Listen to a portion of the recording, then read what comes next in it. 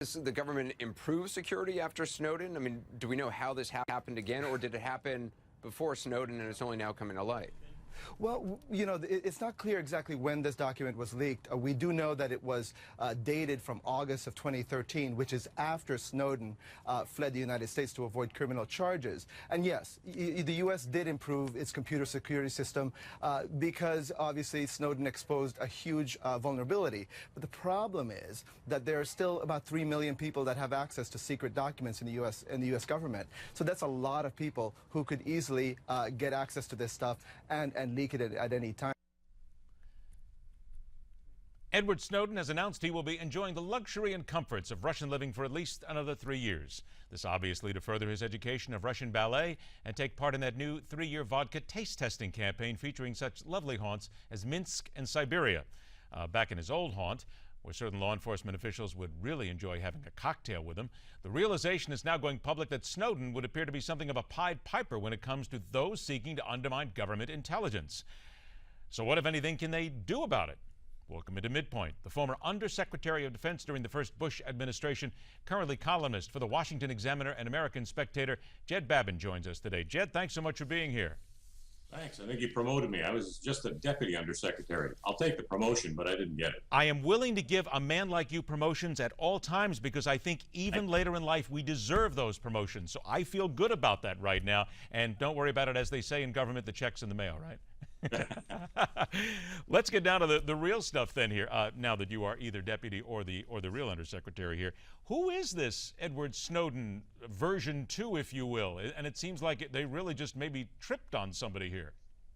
Well, they may very well have. I mean, we don't know who this guy is or gal is yet. The real question is what has been done, well, even before Snowden made his leaks, and certainly since then, to improve the security system. I mean, yeah, I'm an old guy, but back in the day when I was dealing with stuff, top secret information was mainly compartmented, especially intelligence information or classified stuff about a new airplane. The basic point here is not everybody should have access to everything. Very few people should. And let's face it, Snowden was just an insignificant little toad, and he happened to be a systems administrator. Somebody screwed up in an enormous way and let him have access to an enormous amount of top secret information that should have been compartmented. There is no way that he should have been able to get a tenth of the stuff that he had. So the question is, have they gone back now and fixed the system and fixed the contractors who were vetting these people? Apparently, the Defense Security Agency had some contractor who went out and did a really good background investigation on Snowden. They interviewed his mother and his girlfriend. I mean, that's laughable. That, to me, is completely negligent. And, someone up the line, whether it's DSA or CIA or whoever, whatever part of the alphabet soup, some idiot accepted that background. Maybe they weren't. And if there's another leaker out there who's had this sort of access, somebody in a big position ought to get fired, because people cannot be allowed to see everything on compartmented information. It's just, it's what you do when you want somebody like Ed Snowden. When and how did we become so bad at our job gathering intelligence that insignificant little toads, in your words, are the people who are allowed to get away with this? It would just seem to be so incredibly sloppy. It would seem that there had to be a time, a place, people involved, people running things who allowed this to happen and really just didn't care. Yeah, and Ed, it's not the problem of gathering intelligence. The intelligence gathering, as far as I can tell, is going along afterward, are not being overseen by grown-ups. And this is what you get when you lose control of a system. And this, to me, I can't say what they've done since Snowden, but I don't know. The point really comes down to before Snowden, and certainly at that time, there were no grown-ups in charge. This is not what you do when you try to protect classified information of any sort. You have 3 million people who are accessing classified information in this country. That's probably not all that bad when you count the intelligence community, the defense contractors who need to get to it. But the problem is, are you vetting these people the right way? Are you doing the right kind of investigation? Are you letting the right people handle intelligence information? and apparently not. Jed, who was in charge then? This had to come to a point and a time, or at least let's try and narrow it down a little bit. An administration, a person, an individual. There had to be a time when this got out of control and it simply was allowed to get where it is today. When was that? Well, I can't tell you a precise date. I mean, all I can tell you is... Not a precise date, but just certainly a time or people who were in charge or an idea of when. Well, I think it's after the 1990s is all I can tell you. I don't know when it began. But when I was in the Pentagon in the 1990s, we had controls. Compartmented information was compartmented. And I don't know if the CIA had bad controls back then or not. What I can tell you is the defense apparatus and all parts of it, I thought, had some pretty darn good controls on this sort of stuff. And the contractors who worked for us did too.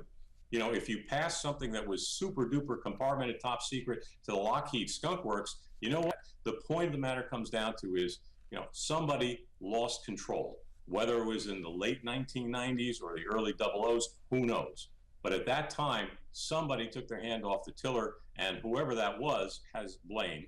And the people who let it go on have a lot of blame to answer for. And, you know, again, a lot of heads ought to roll. Would it be fair to say that whoever took their hand off the tiller, and we're looking at the time, and you said the 1990s, that would seem to jive with what a lot of people have indicated that I have read and I have talked to as well.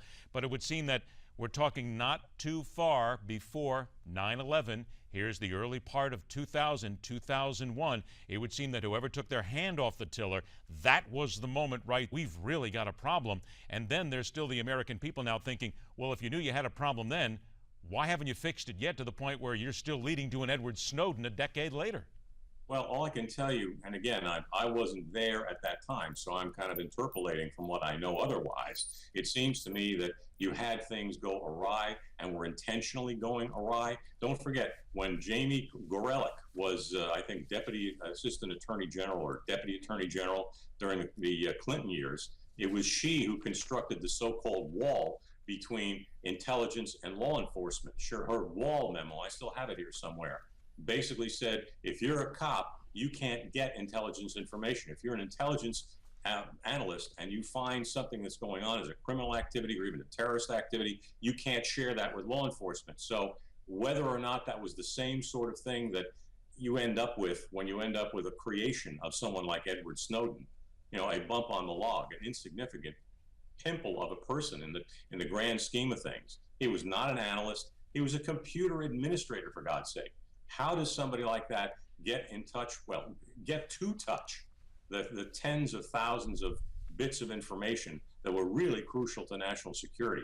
Again, I don't know who caused this. Somebody's head ought to roll. When you see, and again, you couldn't see it, but we had video here showing people who are saying support Edward Snowden, good for Edward Snowden.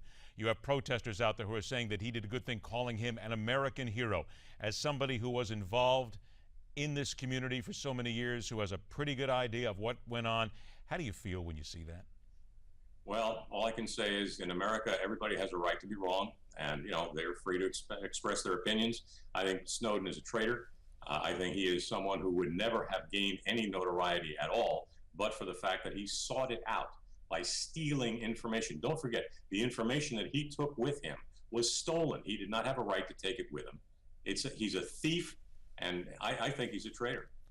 Let me ask you about what they did get or supposedly got this time. Supposedly, the information here details the growth of federal terrorist watch lists. From what you know and from what we're able to read right here, is this seen as real damning information? How dangerous could all this be when it gets out there?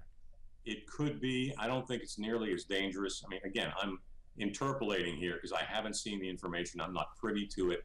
But my guess, my educated guess would be it's a lot less important than what Snowden got away with. What Snowden got away with was revealing many, many NSA super classified, very top secret information about the programs NSA was running to catch terrorists. This stuff, you know, there may be something in it. Who knows? I mean, there may be things in it where they describe the criteria for getting on the no-fly list. I suspect that's probably what it is, or part of it. So who knows? I mean, that's probably pretty important. It's nowhere near as important as the stuff Snowden got away with, though. About 45 seconds I have left here. In your opinion, then, we've seen Snowden. We now see this unnamed leaker that's here.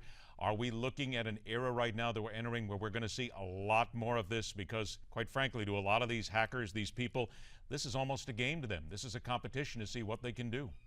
Well, it's a great danger. And again, all you can do to prevent this sort of thing from happening is to do a better job, a lot better job of investigating people before you give them classified information, before you end the vetting process. You know, this is what it's all about. Americans are generally trustworthy. There is a handful out there, I'm sure, and maybe more than a handful, who are not trustworthy, who do not feel that they're part of this country.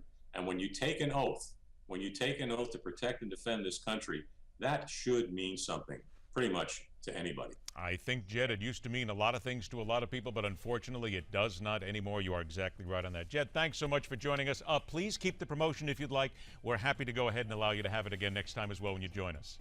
Thank you. All right, Jed, thank you so much. Later on this hour, Alan Dershowitz rocks the House with a comment about former President Jimmy Carter. And next up, Chris Christie may not even be the favorite politician in his home state. And it's who may be favored that has some tongues wagging. That's coming up right here on MidPoint.